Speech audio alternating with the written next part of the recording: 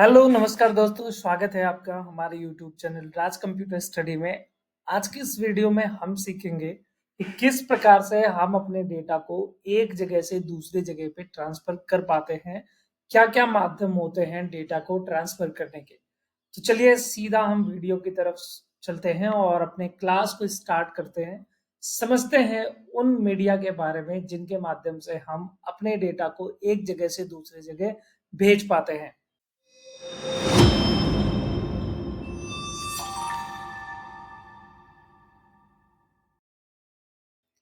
तो दोस्तों आज के इस वीडियो में हम कम्युनिकेशन मीडिया के बारे में बात कर रहे हैं। जी हाँ, कम्युनिकेशन मीडिया यानी कम्युनिकेशन मीडिया का मतलब कि वह माध्यम जिसकी मदद से हम डेटा को एक जगह से दूसरी जगह पे ट्रांसफर कर पाए। जिन माध्यम का यूज एक जगह से दूसरी जगह डेटा ट्रांसफर करने के लिए किया जाता है, उन्हीं माध्यम को हम कम्युनिकेशन मीडिया कहते हैं। अब कम्युनिकेशन मीडिया यानी कि वो माध्यम डेटा ट्रांसफर करने के दो माध्यम होते हैं। आपने देखा होगा कि अगर आपके फोन में डेटा कोई पड़ा हुआ है तो आप दो तरीके से भेजते हैं। या फिर आप केबल लगा करके अपने कंप्यूटर से कनेक्ट करते हैं या फिर बिना केबल के अपने डेटा को किसी माध्यम से किसी एप्लीकेशन वगैरह के माध्यम से ट्रांसफर कर सकते हैं। तो यानी डेटा ट्रांसफर करने के दो माध्यम होते हैं। एक है गाइडेड मीडिया और दूसरा होता है हमारा अनगाइडेड मीडिया।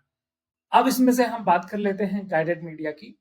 तो गाइडेड मीडिया का मतलब होता है जब कभी भी डेटा को ट्रांसफर करने के लिए हम किसी ना किसी एक वायर का इस्तेमाल करेंगे, है ना? तो उस मीडिया को, उस माध्यम को हम गाइडेड मीडिया कहते हैं। यानी डेटा ट्रांसफर करने के लिए यदि हम किसी वायर का यूज करते हैं तो वो गाइडेड मीडिया कहलाता है। ठीक है? अब जैसे कि गाइडेड मीडिया में 3 मुख्य प्रकार के केबल इस्तेमाल किए जाते हैं, जैसे कि आपका ट्विस्टेड पेयर केबल, जिसको ईथरनेट केबल भी कहा जाता है, कोक्सियल केबल और फाइबर ऑप्टिक केबल। तो ये मुख्य आपके कुछ केबल होते हैं जिनकी मदद से डेटा एक जगह से दूसरी जगह ट्रांसफर किया जाता है। ओके, एक बार मैं फिर से बता दूं कि गाइडेड मीडिया वह मीडिया होती है जब हम डेटा ट्रांसफर करने के लिए किसी न किसी प्रकार के वायर का यूज करेंगे। अगर हम वायर का यूज कर रहे हैं तो वो गाइडेड मीडिया होगी। और वायर में 3 मुख्य प्रकार के वायर हम इस्तेमाल करते हैं, जैसे कि ट्विस्टेड पेयर केबल, कोक्सियल केबल और फाइबर ऑप्टिक केबल। अगर हम बात करें ट्विस्टेड पेयर केबल की, तो ट्विस्टेड पेयर केबल उसे कहते हैं जब दो एक कोई वायर है, ठीक है, जैसा आप यहाँ स्क्रीन पे देख पा रहे हैं। एक कोई वायर है और इसके अंदर बहुत सारे वायर हैं और वो वायर आपस में लिपटे होते हैं। इन्हें ही हम ट्विस्टेड पेयर केबल कहते हैं। जब अंदर के वायर आपस में लिपटे हों तो उन्हें हम ट्विस्टेड पेयर केबल बोलेंगे। अब इस केबल का यूज अगर हम एक हमने लास्ट क्लास में पढ़ा था ना कि लैन नेटवर्क, मैन नेटवर्क, इन सब चीजों के बारे में पढ़ा था। तो अगर हमें एक लैन नेटवर्क बनाना है, यानी एक कंप्यूटर को दूसरे कंप्यूटर से कुछ कनेक्ट करना है, तो ऐसे में हम लैन नेटवर्क बनाने के लिए एक एग्जांपल मैं लेके चल रहा हूँ लैन नेटवर्क का। तो ऐसे में हम यहाँ पे यूज करेंगे ट्विस्टेड पेयर केबल। ठीक है, ट्विस्टेड पेयर केबल क्यों बोल रहे हैं इसको? क्योंकि इसके अंदर के वायर आपस में लिपटे होते हैं। कई बार पूछा जाता है कि ट्विस्टेड पेयर केबल के जो ये हिस्सा होता है ना, आखिरी जो छोर होता है, तो इधर कौन सा कनेक्टर इस्तेमाल किया जाता है? तो वैसे बहुत सारे कनेक्टर आते हैं। यहाँ इस्तेमाल हम करते हैं RJ45 कनेक्टर। ठीक है, ट्विस्टेड पेयर केबल में जो कनेक्टर इस्तेमाल होता है वो RJ45 कनेक्टर होता है। ये एग्जाम में कई बार पूछा जाता है। अच्छा, इसको लगाना, ठीक है, बहुत आसान होता है और ये बाकी केबल की अपेक्षा थोड़ा सस्ता भी पड़ता है हमें, है ना? लेकिन यहाँ पे इसकी जो बैंडविड्थ होती है वो कम होती है। लेकिन अब बहुत लोग सोचेंगे कि बैंडविड्थ क्या चीज है? दोस्तों, बैंडविड्थ होता है मतलब जो आपका सिग्नल जब किसी एक सेकंड में जितना सिग्नल रिलीज हो रहा होता है वही बैंडविड्थ कहलाता है। ठीक है, आपका कोई नेटवर्क टावर है या कोई भी चीज है, वो एक सेकंड में, एक समय में जितना सिग्नल रिलीज कर रहा है वही आपका क्या कहलाता है? बैंडविड्थ कहलाता है। तो ये कहानी होगी ट्विस्टेड पेयर केबल की। अगली तरफ बढ़ते हैं, वो है कॉक्सियल केबल। कॉक्सियल केबल आप सबके घरों में इस्तेमाल होता होगा, आपने देखा होगा। कुछ इस प्रकार से वो केबल होती है जो हमारे टीवी में आकर के, हमारे सेटअप बॉक्स में आकर के कनेक्ट हो जाती है ना? ऊपर हमारा जो ये छतरी लगा रहता है, चाहे वो टाटा स्काई हो या कुछ भी हो, वहां से एक केबल आती है और हमारे सेटअप बॉक्स में आकर के कनेक्ट हो जाती है, जिसमें एक आगे की तरफ एक पिन लगी होती है जो कॉपर की पिन होती है। आप इस फिगर को याद रखें, ये पूछा जाता है किसके बाद क्या चीजें लगी होती है। अब इसका इस्तेमाल हम लोग ज्यादातर तो केबल टीवी वगैरह में करते हैं। ठीक है, और ये हमारे ट्विस्टेड पेयर केबल की अपेक्षा ज्यादा मजबूत होती है और ज्यादा से ज्यादा डेटा को ट्रांसफर कर पाती है और इसकी स्पीड उसकी अपेक्षा ज्यादा बेहतर होती है। वही अगर हम बात करते हैं तीसरा यानी कि ऑप्टिक फाइबर केबल, तो ये एक ऐसा माध्यम है, ऑप्टिक फाइबर केबल आज के डेट में ये एक ऐसा माध्यम है जो सबसे ज्यादा फास्ट हमें डेटा ट्रांसफर करके देता है। अगर बात करें जैसे अगर हमें बहुत ज्यादा तेज नेट स्पीड की जरूरत है तो हमें एयर फाइबर लगाना चाहिए या ऑप्टिक फाइबर केबल लगवानी चाहिए, तो दोनों में से सबसे ज्यादा बेहतर होगा ऑप्टिक फाइबर केबल। यहाँ पे जो आपका डेटा ट्रांसफर होता है वो लाइट की स्पीड से होता है। इसके अंदर जो भी डेटा भेजा जाएगा वो लाइट की स्पीड से भेजा जाएगा। इसकी बैंडविड्थ बहुत ज्यादा होती है, ठीक है। यहाँ पे ये क्या होगा, इसके अंदर जो ये एक प्लास्टिक, ये जो केबल होगी ऊपर से तो प्लास्टिक की लगती है, नीचे उसके उसके अंदर की तरफ एक कांच की परत लगी होती है और जिसके अंदर जो डेटा होता है वो लाइट की स्पीड से ट्रेवल करता है, जिसकी वजह से इसकी स्पीड बहुत ज्यादा फास्ट होती है। और ये मैन नेटवर्क को बनाने में, जैसे मैन में हमने देखा था ना कि दो सिटी तक आपस में जोड़ना, बहुत ज्यादा दूरी तक केबल को बिछाना, तो ऐसे में ये हमारा ऑप्टिक फाइबर केबल जो होता है ये मदद करता है मैन नेटवर्क को बनाने में और तेज इंटरनेट स्पीड को देने में। तो अगर आपको एक तेज इंटरनेट स्पीड चाहिए तो ऑप्टिकल फाइबर केबल आपको लगाना होगा, जिससे आपको सबसे ज्यादा तेज स्पीड मिल पाएगी। इसके अंदर जो डेटा होगा वो लाइट की स्पीड से ट्रेवल करेगा, ठीक है। तो ये हमने देखा कि यहाँ पे हम इनका यूज कर रहे हैं डेटा का आदान प्रदान करने के लिए, और डेटा आदान प्रदान करने के लिए हम केबल का इस्तेमाल कर रहे हैं, किसी ना किसी फिजिकल कंपोनेंट का इस्तेमाल कर रहे हैं जिसकी मदद से डेटा हमारा जा रहा है, ठीक है। एक सिरे से दूसरे तक पूरा डेटा किसी ना किसी एक फिजिकल कंपोनेंट की मदद से जा रहा है। तो ये चीज हमारा आ जाता है गाइडेड मीडिया के अंतर्गत। अब वहीं बात करें दूसरा माध्यम, जहां पे हम बात करते हैं कि अगर हम डेटा को एक जगह से दूसरी जगह भेज रहे हैं, तो एक जगह से दूसरी जगह जाने में डेटा कोई बीच में माध्यम नहीं है, वो एक जगह से निकला और एक तरंग के रूप में गया, ठीक है, जिसको हम अनगाइडेड मीडिया बोलेंगे। जब डेटा भेजने के लिए हम बिना तार के माध्यम से डेटा डेटा को अगर भेजते हैं तो उसे हम अनगाइडेड मीडिया कहते हैं। अब अनगाइडेड मीडिया में यानी डेटा को बिना तार के एक जगह से दूसरी जगह भेजने के लिए हम बहुत सारे सिग्नल इस्तेमाल करते हैं, जैसे radio wave, microwave, infrared wave, satellite. तो ये अलग अलग वेव्स का यूज करते हैं, अलग अलग तरंगों का यूज करके हम अपने सिग्नल को एक जगह से दूसरी जगह पे भेज पाते हैं, ठीक है। अब वो सिग्नल कौन कौन से होते हैं, चलिए पढ़ते हैं, जानते हैं इनके बारे में। तो सबसे पहले हम बात कर ले रेडियो वेव। दोस्तों रेडियो वेव एक ऐसा ये माध्यम होता है ना, पहली बात तो इसको जनरेट करना आसान है। रेडियो वेव को जनरेट करना बाकी सबकी अपेक्षा काफी आसान होता है। और दूसरी चीज ये है कि रेडियो वेव ही सबसे ज्यादा यूज होने वाला एक वेव से सिग्नल है हमारा, ठीक है। आपका जो टावर लगा हुआ है, आपके मोबाइल फोन आपके टावर से जुड़ा है, तो वो रेडियो वेव के कारण ही जुड़ा है और रेडियो वेव ही इस्तेमाल की जा रही है। हमारे जो नेवी वाले लोग होते हैं, ठीक है, वो समुद्र में रहते हैं, अब उनको अपना डेटा एक जगह से दूसरी जगह भेजना है, उनको कम्युनिकेशन करना है, वो रेडियो वेव्स का इस्तेमाल करते हैं। तो रेडियो वेव जो होता है, और रेडियो वेव का एक और खास बात ये होता है कि ये दोनों दिशाओं में, मतलब डेटा भेजता भी है, डेटा रिसीव भी हो सकता है इसकी मदद से। और दूसरी चीज ये होती है कि रेडियो वेव ये नहीं देखता कि बीच में कोई ठोस चीज आ गई, जैसे आप रूम में है, रूम में आपकी फोन है, ठीक है, तो आपको बात करने के लिए ऊपर छत पे नहीं भागना पड़ता, बाहर नहीं भागना पड़ता है, सिग्नल आपके रूम में भी आ रहा है। तो रेडियो वेव जो है ये ज्यादातर हर जगह पे पहुंच जाती है बड़े आसानी से, ठीक है। तो ये आपका रेडियो वेव की कहानी है। और रेडियो वेव का इस्तेमाल आप देखते हैं कि radio, mobile phone, wireless TV, इन सब चीजों में की जाती है और लंबी दूरी तय कर सकता है ये, ठीक है। तो ये है रेडियो वेव। और जो सिग्नल आपके नेटवर्क से, आप सॉरी आपके टावर से आपके फोन तक आ रहा है वो रेडियो वेव ही आ रहा है, इस चीज को ध्यान देंगे।